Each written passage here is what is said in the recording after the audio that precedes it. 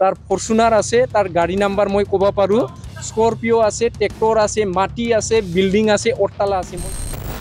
তামোল পানৰ দোকানৰ পৰা কোটিপতি ৰাজ্যত ওলাইছে অন্য এগৰাকী চমি। ট্ৰেডিঙৰ নামত ৮,০০০ মানুহৰ পৰা লৈছে ধন, কিনিছে ফৰচুনাৰ, স্কৰপিঅ', বান্ধিছে অট্টালিকা। ১০০ কোটি আত্মসাত কৰি মাইনাও এতিয়া অন্তৰ্ধান। চমিৰ চুনামীয়ে জোকাৰিছে ৰাজ্য। এবাৰ বৰভূমিত ওলাইছে মাইনাও ব্ৰহ্ম। চুমি মানে এইটো ডেঞ্জাৰ চুনামি, মহাপ্ৰলয়ৰ নিচিনা হৈছে আৰু মানে। এখেতৰ নাম মাইনাও ব্ৰহ্ম। আপুনি কিমান থৈছিল পইচা? মোৰ আছে ৭ লাখ মান আছে। কি বা লোভটো কি দিছিলে? মানে তেখেতে কৈছিল মানে মই ট্ৰেডিঙত লগাম। প্ৰথমে এখন পাণ তামোলৰ দোকানত বহি দিন কটাইছিল। পিছে মাইনাও এতিয়া বিশাল অট্টালিকাৰ গৰাকী, কিনিছে বিঘাই বিঘাই মূল্যৱান মাটি। বিভিন্ন প্ৰলোভনেৰে ট্ৰেডিঙৰ নামত হাজাৰ হাজাৰ মানুহৰ পৰা লৈছে টকা। এই পুৰণি ভিডিঅ'টো চাওক।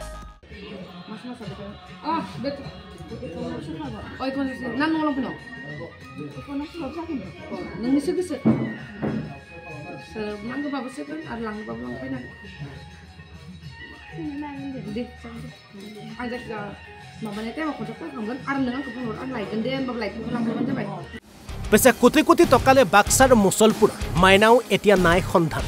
চমিৰ দৰে মাইনাও হৈ পৰিছে এতিয়া অন্তৰ্ধান। টকা বিচাৰি হাবাথুৰি খাইছে বিনিয়োগকাৰীয়ে।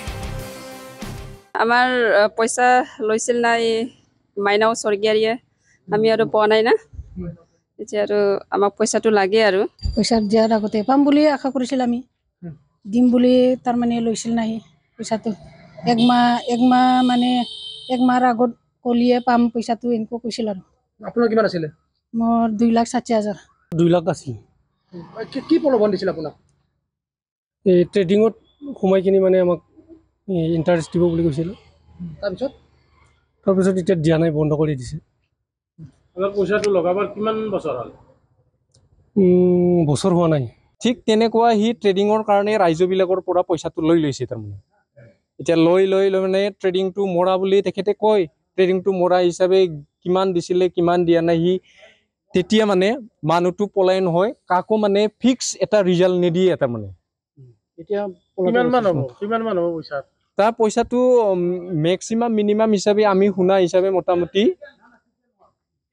100 কোটিৰ মানে কাষে পাখে আছে আৰু মানে। কিমান মানুহ থৈছিল?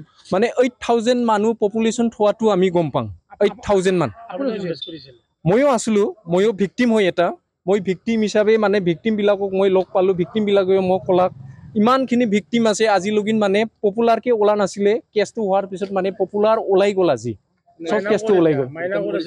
মাইনা ক'ত আছে আমি এতিয়াতো গম পোৱা নাই। ঠিক তাক পলাটো বুলি আমি গম পোৱাৰ কাৰণেতো আমি আজি মানে প্ৰশাসনৰ কাৰণে আহিব লগা বাধ্য হৈছোঁ আমি। আৰু মাইনাৱৰ গিৰিকে একো বিজনেছ নকৰে। এখেতে আমাৰ নিচিনা একদম সাধাৰণ মানুহ হয়, মোৰ গাঁৱৰে মানুহ হয়, তাক খমিন স্বৰ্গীয়াৰী হয়, তাৰ একো বিজনেছ নাই, তাৰ গাড়ী ঘোঁৰা চব আছে।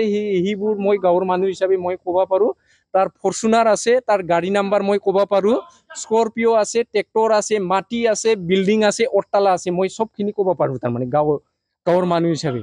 ঠিক তেনেকুৱা সি কৰাপশ্যন কৰা হিচাপে আমি এতিয়া প্ৰশাসনৰ লেভেলত আমি বাধ্যতা হৈ গৈছোঁ তাৰমানে। এতিয়া প্ৰশ্ন হয়, ৰাজ্যত আচলতে হৈছে কি? ইটোৰ পাছত সিটো ওলাইছে প্ৰবঞ্চনাৰ কাহিনী। হাজাৰ হাজাৰ মানুহে হেৰুৱাইছে নিজৰ জমাধন। পিছে ন্যায় পাবনে এইসকল লোকে? চৰকাৰে গ্ৰহণ কৰিবনে কিবা ব্যৱস্থা? বাক্সাৰ পৰা সুবৰ্ণ পাঠক, অসম লাইভ 24।